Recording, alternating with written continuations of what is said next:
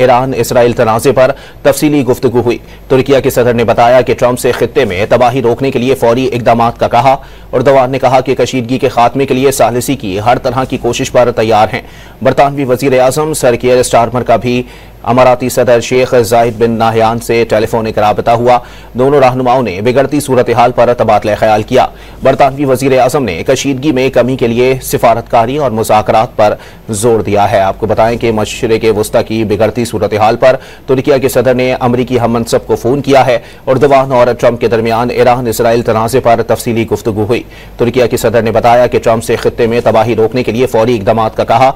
Erdogan ने कहा कि कशीदगी के खात्मे के लिए सालिसी की हर तरह की कोशिश पर तैयार हैं।